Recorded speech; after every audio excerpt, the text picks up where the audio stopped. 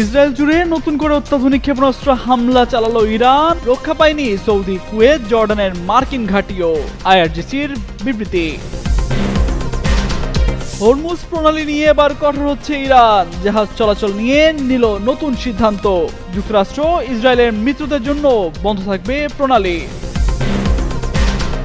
Iran যুদ্ধ নিয়ে মিলল চাঞ্চল্যকর তথ্য, হামলা চালিয়ে যেতে ট্রাম্পকে সৌদি যুবরাজের চাপ। খার্ক দ্বীপ দখলের জন্য স্থল অভিযানের পরামর্শ।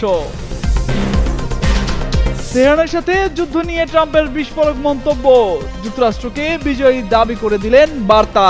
ইরান চুক্তি করতে আগ্রহী দাবি মার্কিন প্রেসিডেন্টের। বিশ্ববাজারে পড়তে শুরু করেছে ইরান যুদ্ধের প্রভাব, ফিলিপাইনে জরুরি অবস্থা ঘোষণা। জ্বালানি সংকট নিরসনে এমন উদ্যোগ, বলছে দেশটির সরকার।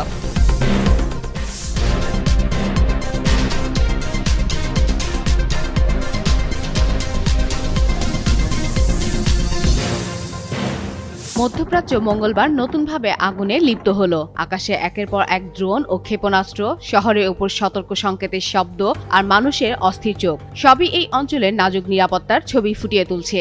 সাধারণ জীবন বিপর্যস্ত, প্রশাসনিক ব্যবস্থায় চাপ বাড়ছে এবং অস্থিরতা যেন সীমান্তের বাইরে পর্যন্ত ছড়িয়ে পড়ছে। আন্তর্জাতিক সংবাদ মাধ্যম দি গার্ডিয়ানের এক প্রতিবেদনে বলা হয়, ইরান থেকে ছোড়া ড্রোন ও ব্যালিস্টিক ক্ষেপণাস্ত্র সৌদি আরব, কুয়েত এবং ইসরায়েল সহ কয়েকটি দেশে আঘাত হানে। সৌদি আরব দাবি করেছে 3 ধাপে মোট 26টি ড্রোন ধ্বংস করা হয়েছে। এদিকে কুয়েতে আন্তর্জাতিক বিমানবন্দরের জ্বালানি ট্যাঙ্কে আগুন লেগে যাওয়ার সঙ্গে রাতভর 12 থেকে 13 বার সাইরেন বাজে। পাশাপাশি কুয়েত ন্যাশনাল গার্ড তাদের দায়িত্বপূর্ণ এলাকায় 5টি ড্রোন এবং 6টি ক্ষেপণাস্ত্র প্রতিহত করেছে। সংঘাতে ছায়া পৌঁছেছে জর্ডান ও লেবাননের সীমান্তেও। জর্ডানে ক্ষেপণাস্ত্রের ধ্বংসাবশেষ পড়ে, তবে হতাহতের খবর পাওয়া যায়নি। লেবানন থেকে ছোড়া প্রজেক্টাইল ইসরায়েলের উত্তরাঞ্চলে আঘাত হানে। একটি নির্মাণাধীন ভবন ক্ষতিগ্রস্ত হয়। উত্তর ইসরায়েলে একজন নিহত এবং তেল আবিবের কাছে অন্তত 12 জন আহত হন। বাহরাইনে উচ্চ সতর্কতা জারি করা হয়েছে। বিশ্লেষকরা বলছেন, এই হামলা শুধু স্থানীয় নয়, মধ্যপ্রাচ্যে বড় ধরনের সংঘাতের ঝুঁকি বৃদ্ধি পাচ্ছে। ইরানের সঙ্গে ইসরায়েল যুক্তরাষ্ট্রের সংঘাতের প্রভাব পড়েছে পুরো বিশ্বে। বিশেষ করে তেহরানে হামলার পরপরই হরমুজ প্রণালী দিয়ে জাহাজ চলাচলে আরোপিত বিধিনিষেধে যেন মুখ থুবড়ে পড়েছে বিশ্বের অর্থনীতি। প্রণালী খুলে দিতে মার্কিন প্রেসিডেন্ট ডোনাল্ড ট্রাম্প একের পর এক হুমকি দিলেও থোড়াই কেয়ার ইরানের। উল্টো এবার এই প্রণালী নিয়ে কঠোর সিদ্ধান্ত নিল তেহরান। মঙ্গলবার ইরান ইন্টারন্যাশনালের এক প্রতিবেদনে বলা হয়, কৌশলগতভাবে গুরুত্বপূর্ণ হরমুজ প্রণালী যুক্তরাষ্ট্র, ইসরায়েল কিংবা তাদের সামরিক অভিযানে সহায়তাকারী দেশগুলোর সঙ্গে সংশ্লিষ্ট জাহাজের জন্য বন্ধ থাকবে। ইরানের পররাষ্ট্রমন্ত্রী আব্বাস আরাকচি মালয়েশিয়ায় পররাষ্ট্রমন্ত্রী মোহাম্মদ বিন হাসানের সঙ্গে এক টেলিফোন আলাপে জানান, অন্যান্য দেশের জাহাজ নির্দিষ্ট সমন্বয়ের মাধ্যমে প্রণালীটি ব্যবহার করতে পারবে। এছাড়া ইরানের পররাষ্ট্র মন্ত্রণালয়ের এক বিবৃতিতে জানানো হয়েছে, যুক্তরাষ্ট্র ইসরায়েলের সামরিক আগ্রাসনের সরাসরি প্রতিক্রিয়া হিসেবেই এই সিদ্ধান্ত নেওয়া হয়েছে।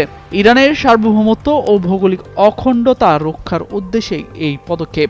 এদিকে মধ্যপ্রাচ্যে যুদ্ধের প্রেক্ষাপটে বিশ্বের প্রথম দেশ হিসেবে আনুষ্ঠানিকভাবে জাতীয় জ্বালানি জরুরি অবস্থা ঘোষণা করেছে ফিলিপাইন। তেল সরবরাহে বিঘ্নিত হওয়ার প্রভাবে খুব কম দেশই ফিলিপাইনের চেয়ে বেশি ঝুঁকিতে রয়েছে। দেশটি 98% তেল উপসাগরীয় অঞ্চল থেকে আমদানি করে। দেশটির জ্বালানি মন্ত্রী বলেছেন, ফিলিপাইনের কাছে প্রায় 45 দিনের জ্বালানি মজুত রয়েছে।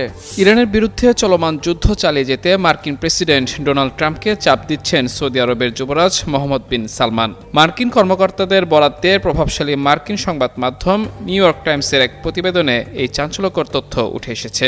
মঙ্গলবার প্রকাশিত ওই প্রতিবেদনে বলা হয়েছে, গত এক সপ্তাহে ট্রাম্পের সঙ্গে একাধিক ফোনালাপে যুবরাজ মোহাম্মদ বিন সালমান তাকে বোঝানোর চেষ্টা করেছেন যে ইরানের বর্তমান সরকারের পতন ঘটাতে যুক্তরাষ্ট্রের এই সামরিক অভিযান অব্যাহত রাখা উচিত। মার্কিন কর্মকর্তাদের মতে, সৌদি যুবরাজ মনে করেন ইরান উপসাগরীয় অঞ্চলের জন্য একটি দীর্ঘমেয়াদী হুমকি, যা কেবল তাদের সরকার পরিবর্তনের মাধ্যমেই দূর করা সম্ভব। তিনি ট্রাম্পকে ইরানের জ্বালানি অবকাঠামো, বিশেষ করে তেল শিল্পের কেন্দ্রবিন্দু খার্ক দ্বীপ দখলের জন্য স্থল অভিযানের পরামর্শ দিয়েছেন।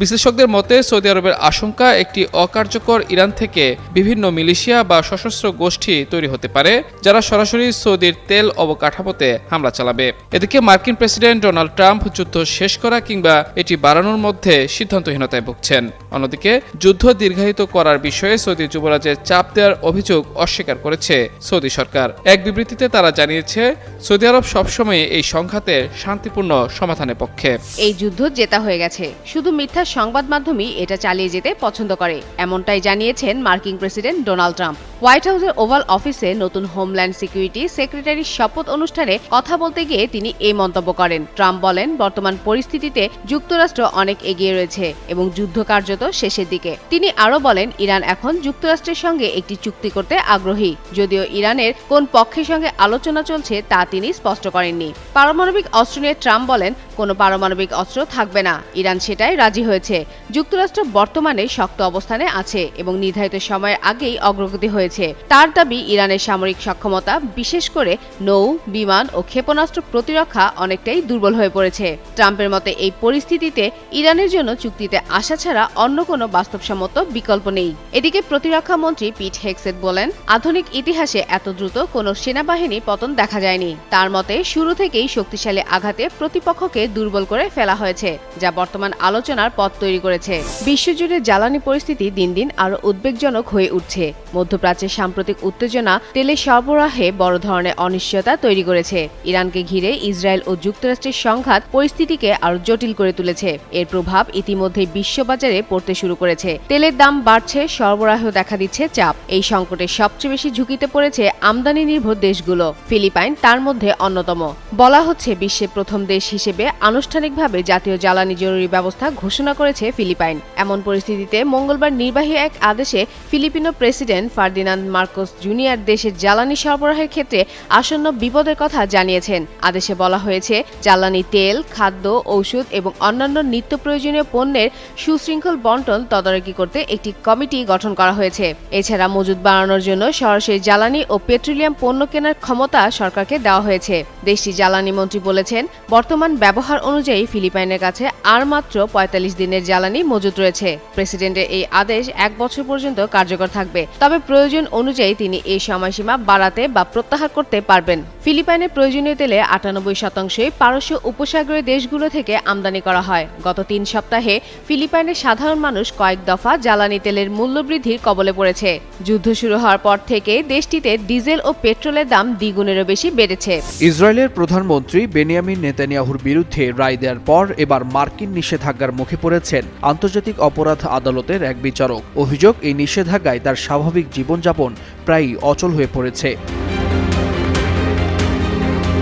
ফরাসি বিচারক নিকোলাস গুইউ ২০২৪ সালে নেতানিয়াহুর বিরুদ্ধে গ্রেফতারি পরোয়ানা জারির প্যানেলে ছিলেন। এই বিচারকের অভিযোগ, মার্কিন নিষেধাজ্ঞার কারণে তিনি আর ব্যাংক কার্ড ব্যবহার করতে পারছেন না। যুক্তরাষ্ট্র নির্ভর বৈশ্বিক অর্থ প্রদানের ব্যবস্থায় বিচ্ছিন্ন হয়ে পড়ায় দৈনন্দিন লেনদেনও বন্ধ হয়ে গেছে তার। শুধু তাই নয়, অ্যামাজন, এয়ারবিএনবি, এক্সপেডিয়া কিংবা বুকিং.com কোনো অনলাইন প্ল্যাটফর্মেই তিনি সেবা নিতে পারছেন না। প্রতিটি লেনদেন বাতিল হয়ে যাচ্ছে। তার ভাষায়, তিনি যেন ৩০ বছর পেছনে ফিরে গেছেন, অর্থাৎ একটি প্রি-ডিজিটাল যুগে।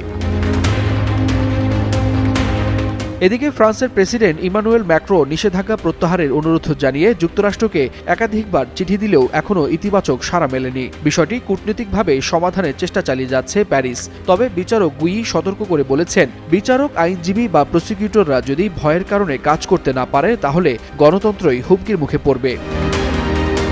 Waliul Hasanat, Jugantor news. Iran Israel সংঘাতের ছায়া আরও ঘন হতে থাকায় এবার নিজ দেশের নাগরিকদের দ্রুত ইসরায়েল ছাড়ার নির্দেশ দিয়েছে চীন। নিরাপত্তা পরিস্থিতির অবনতির কথা জানিয়ে বেইজিং স্পষ্টভাবে বলেছে, যে কোনো সময় বড় ধরনের বিপর্যয় ঘটতে পারে। তাই ঝুঁকি না নিয়ে নাগরিকদের দ্রুত ইসরায়েল ত্যাগের নির্দেশ দেওয়া হয়েছে। দূতাবাস থেকে পাঠানো করা বার্তায় বলা হয়েছে, স্থল কিংবা আকাশ যে পথেই সম্ভব দ্রুত দেশে ফিরতে হবে। ফলে এমন বাস্তবতায় প্রশ্ন উঠছে, কি ঘটতে যাচ্ছে মধ্যপ্রাচ্যে।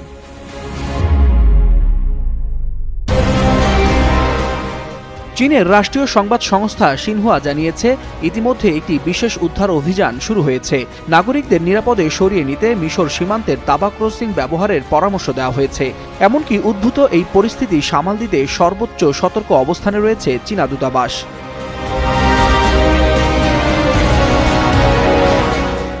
চীনা দূতাবাস বলছে, ইসরায়েলের উপর ইরান ও লেবাননের সশস্ত্র গোষ্ঠীর ক্ষেপণাস্ত্র ও ড্রোন হামলা আশঙ্কাজনকভাবে বেড়েছে। হামলার তীব্রতায় অনেকেই সময়মতো আশ্রয়কেন্দ্রে পৌঁছাতে পারছে না, ফলে হতাহতের সংখ্যাও বাড়ছে দ্রুত।